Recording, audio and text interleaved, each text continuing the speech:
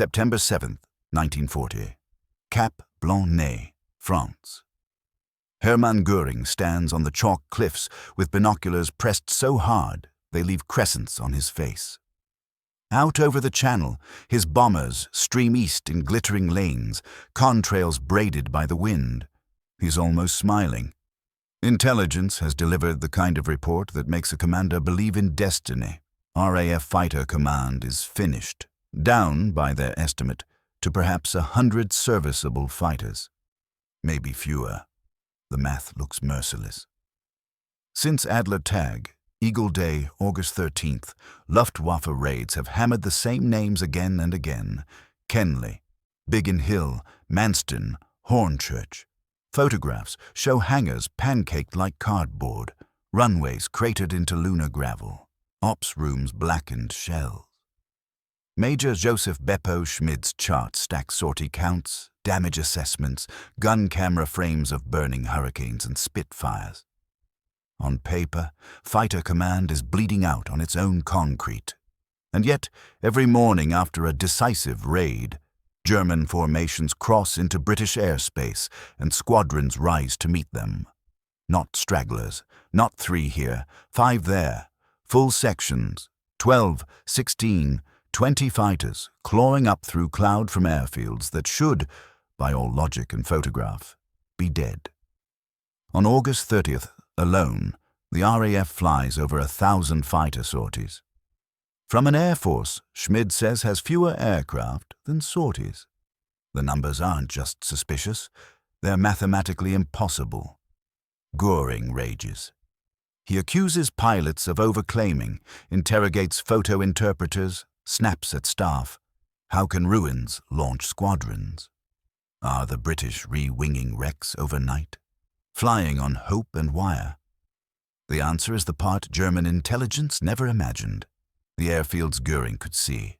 The ones printed on every pre-war map, the tidy RAF stations with neat parade grounds and permanent hangars, were only the visible tip of a much larger machine.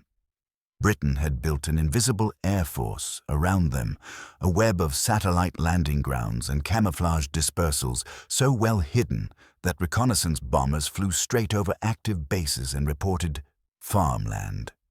It wasn't luck. It was doctrine. The idea that saved a country.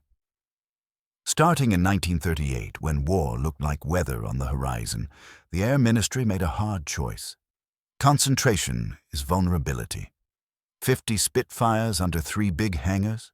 1 Stuka wave and you've lost a wing. But 5 groups of 10 scattered across hedgerows and beaches within a 10-mile ring of each parent station?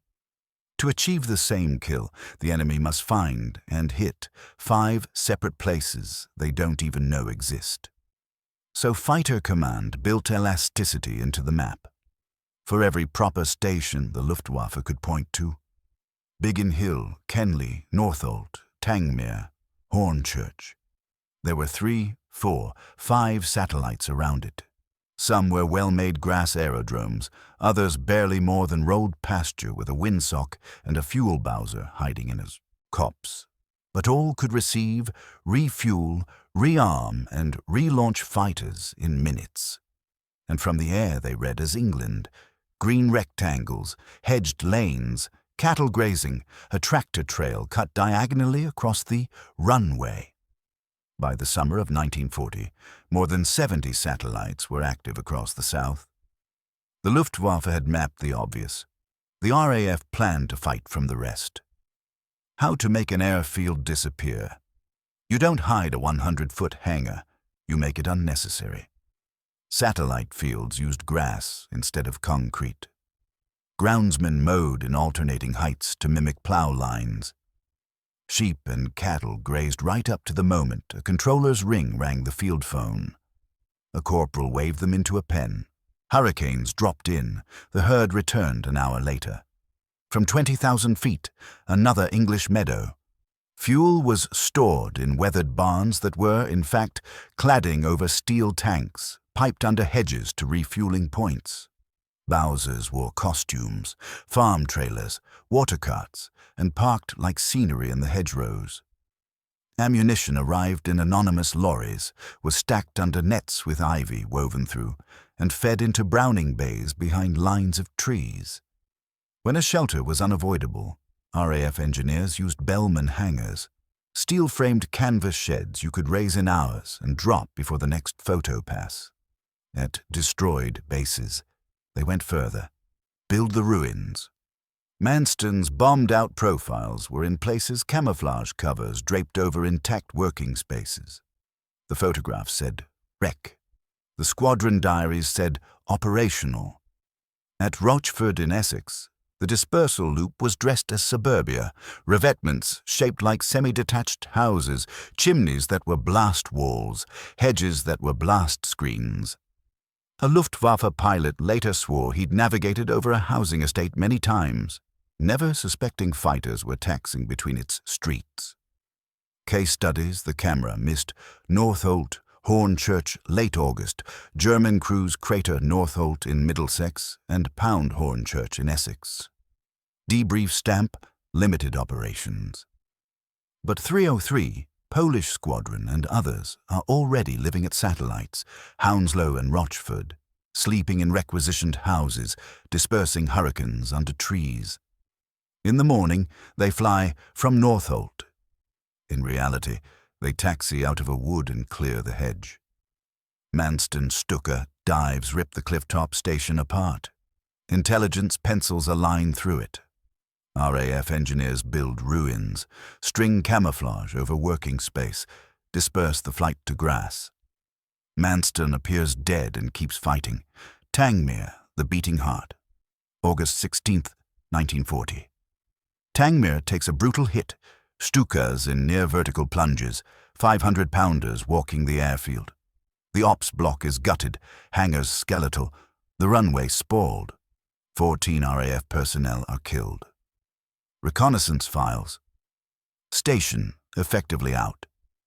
Within 48 hours, 43 and 601 squadrons are back in the air at full strength. Because Tangmere isn't one airfield. It's 6. 2 miles northeast sits West Hamnet. Your source calls it West Hapnet. A grass field developed as a relief ground in 38. The Luftwaffe's files list it, but as a minor strip of no consequence. After the Tangmere raid, it becomes the heart. 145 Squadron moves in, Hurricanes tucked under beech and oak. Pilots billet at Goodwood House, the Duke of Richmond's estate, sleeping under chandeliers and walking out through formal gardens to fighters camouflaged in the woods. 3 miles southwest, Merston, Merrin in your source. Nothing more than leveled pasture, becomes a daily Spitfire field. No permanent buildings, fuel hidden in a copse. The ops room, a tent inside a barn. German interpreters never mark it as operational, ever. Closer in, Polton Poldrum serves as a forward refuel. Wheels down, hedge-backed Bowser, 8 minutes of fury, fuel, ammo, systems glance, and back into the same raid. Shopwike, your Shopwike, is so discreet that even RAF types joke you need a local to find it. It's where damaged kites limp to earth away from watchers. A field for bleeding engines, not for photographs. Oving receives the wounded by night, hides repair under netted trees, returns aircraft to Tangmere that never once sat there. Bomb the thing you can see. Lose to the thing you can't. Why German intelligence missed it. The Luftwaffe's reconnaissance was not amateur hour. Do-17s and Ju-86 with excellent cameras flew almost daily at 30,000 feet. Signals units vacuumed RAF radio traffic. Agents existed, though MI5's double-cross had most dancing to British tunes. On desks outside Calais, there were maps, numbers, interrogations. But doctrine is a keyhole. The Luftwaffe's basing philosophy. Big, permanent, centralized. Concrete runways, brick barracks, tank farms. It's what you need to launch sustained offensive mass. So interpreters were trained to find that, and to discount, as agricultural noise, a field that looked like a field. Even when a print showed oddly geometric shadows near barns, hurricanes in revetments, the analyst wrote, probable dispersal store. No runway, not a functional airfield. Radio discipline hid the rest. Pilots used call signs, grids, brevity codes. No one keyed a mic to say, "Scrambling from the secret field north of Chichester." German SIGINT could sense tempo and weight, not addresses. And confirmation bias did the rest. Tangmere looks wrecked, therefore it is wrecked. If Tangmere keeps biting, those must be scraps. The idea that 5 nearby fields were doing the biting simply didn't fit the frame. September 15th, 1940, the day the math broke. By mid-September, Major Schmid's latest strength table says RAF 11 Group may have 50 serviceable fighters left. 50. The Luftwaffe has claimed over 900 destroyed since August 13th. The morning briefing tells bomber crews to expect only token resistance.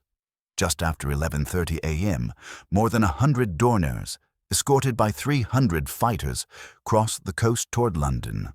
Over Canterbury, 501 Squadrons Hurricanes slash in. Over Maidstone, 72 Squadrons Spitfires pitch in, then 92, then 603, then more. The radio fills with clipped calls and strangled disbelief. Wo kommen die alle her? Where are they all coming from? At 2 p.m., an even bigger wave forms up. 150 bombers, 300-plus fighters. Surely the British emptied the cupboard already. Instead, resistance thickens. 303, Polish, out of Northolt, tear the stream apart. 242, 609, others carved down from sun and cloud. On the German bomb aimers' drift sites, Spitfires flash past again and again. Some crews swear they see the same codes, because they do.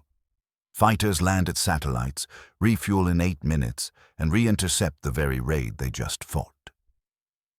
Gravesend turns Biggin Hill aircraft faster than Biggin Hill can breathe. Exhausted squadrons appear fresh because their runway is a ring of grass fields the enemy never targeted. By dusk, the Luftwaffe had lost 56 aircraft, the RAF 29. The numbers matter, the optics matter more. The day the RAF was meant to be weakest is the day it looks inexhaustible. Life on the ghost fields. This wasn't parade ground RAF. It was fieldcraft, improvisation, and grit. Flight Lieutenant Tom Neal arrives at a satellite near Bosham Down and finds a field, a windsock, 2 fuel Bowsers under an oak. No mess, no barracks, no workshops. The squadron sleeps in farmhouses 2 miles away, drives in on civilian trucks, dozes under their wings until a field telephone rings like a fire bell. At Cudden, 85 Squadron's dispersal hut is an emptied chicken coop with a wire to group. Letters home are written on hay bales. Scramble means sprinting through mud, stripping nets off canopies, and kicking a wheel chock made from a brick. The ground crews, teenagers and early 20s mechanics, armorers, riggers, make the impossible routine. Sergeant Ginger Lacey's Hurricane takes cannon strikes over the channel. 3 men in a canvas tent patch doped fabric by moonlight, and he's flying again at dawn. At Rochford, refueling begins before the pilot's seat harness is unbuckled. Browning bays are topped off while a Bowser gurgles. 8 minutes from flare-out to chocks away. That's how a 50-fighter Air Force flies 300 sorties in a day. Billets range from brutal to bizarre. Merston's tense. No water, no light, a stream for a wash and a primus for tea. West Hampnet's Goodwood House, 4 poster beds, portraits on the walls, hurricanes under the beach beyond the ha-ha. A Polish pilot writes, home about buttered toast on china an hour after shooting down a Messerschmitt. War is a collage. The strategic collapse. You can't photograph. 2 days after September 15th, Hitler postpones Operation Sea Lion. The press language says weather. The private reality, the prerequisite, Luftwaffe air dominance, hasn't materialized. Goering promised fighter command would be crushed by mid-September. Instead, every big raid meets thicker opposition. Reconnaissance missions cannot loiter without being bounced. The gap between the table. Schmid briefs and what crews see over Kent is now humiliation-sized. By October, the postponement is permanent. You can't push a barge fleet across a 21-mile moat when you cannot own the air over it.